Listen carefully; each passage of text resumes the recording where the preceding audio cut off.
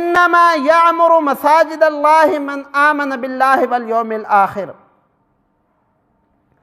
اور ایک دوسری آیت میں اللہ رب العالمین فرماتے ہیں ما کان للمشرکین ان یعمروا مساجد اللہ، کہ مشرکوں کو یہ کام نہیں ہے کہ وہ اللہ کے گھروں کو آباد کریں، بلکہ اللہ کے گھروں کو آباد کرنا ایمان والوں کا کام ہے۔ تو مسجد کی آبادی کا تعلق مسجد کے اندر ہونے والے اعمال سے ہے، اور مسجد کے اندر جو سب سے بڑا عمل ہوتا ہے وہ نماز کا ہے۔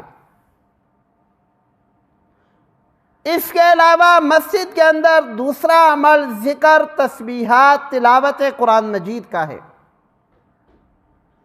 مسجد کے اندر تیسرا ہونے والا عمل وعظ و نصیحت کا ہے۔ مسجد کے اندر چوتھا ہونے والا عمل مسلمانوں کی فلاح و بہبود کے لیے کسی کام کا مشورہ ہے۔ اگر ہماری مسجدیں اس اعتبار سے آباد ہیں، نماز کے وقت میں ہمارے گھروں کے اندر مرد نہیں ملتے، مسجد میں ملتے ہیں، تو اللہ رب العالمین فرماتے ہیں یعمر مساجد اللہ من آمن باللہ، اس بندے نے مسجد کو، اس محلے نے مسجد کو آباد کیا ہے۔ 1400 سال پہلے اللہ نے یہ فرما دیا تھا یہ ایمان والا محلہ ہے۔ اور جو مسجدوں کو آباد نہیں کرتے، اللہ رب العالمین نے فرما دیا ما کان للمشرکین ان یعمروا مساجد اللہ، اگر کوئی بندہ اللہ کو نہیں مانتا تو اس کا یہ کام نہیں ہے کہ وہ مسجدوں کو آباد کرے۔ تو میرے بھائیوں، مسجدوں کو آباد رکھو سب سے پہلے نماز کے ساتھ۔ مسجد کے اندر 5 وقت کی نماز کے اندر اگر پورا محلہ آتا ہے تو قرآن کہتا ہے کہ یہ ایمان والوں کا محلہ ہے۔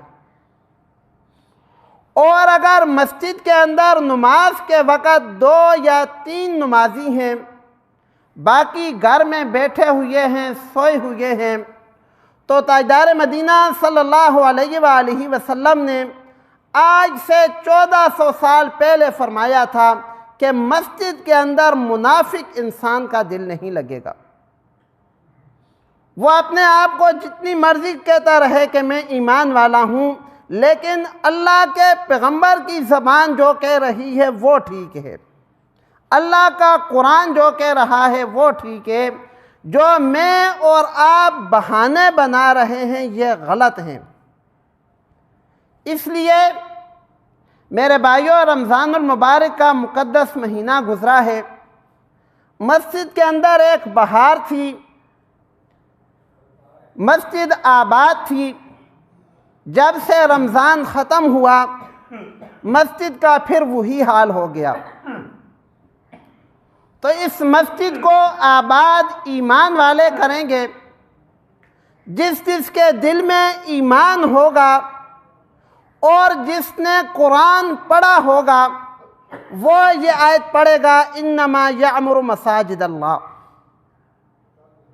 جس جس بندے نے تاجدار مدینہ صلی اللہ علیہ وآلہ وسلم کو اپنا رہبر اور رہنما مانا ہوگا، اس بندے نے پاک پیغمبر صلی اللہ علیہ وآلہ وسلم کی احادیث مبارکہ کو بھی پڑھا ہوگا، اور جب احادیث مبارکہ کا مطالعہ کرے گا تو اس کے سامنے یہ بات آئے گی کہ اگر میں مسجد کو نہیں جا رہا تو اس میں شیطان کا عمل دخل نہیں ہے۔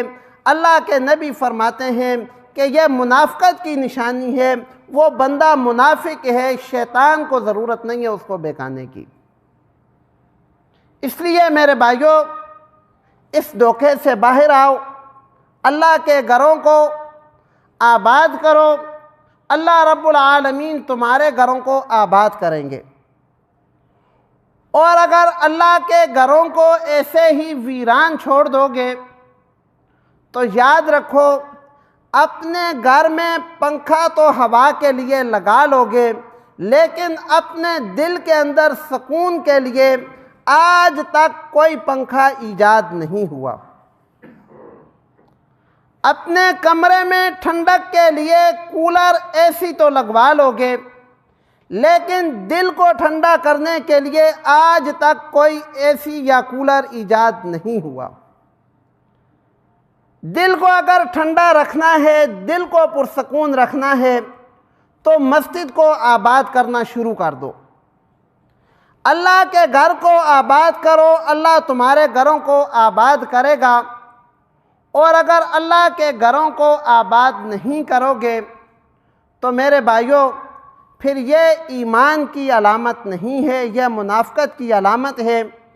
اور یہ میں اپنے پاس سے نہیں کہہ رہا، قرآن اور اللہ کے پیغمبر صلی اللہ علیہ وآلہ وسلم کی زبان مبارک سے نکلے ہوئے الفاظ دہرا رہا ہوں۔ اللہ رب العالمین ہم سب کو ایمان کی حلاوت اور ایمان کا مٹھاس نصیب فرمائے۔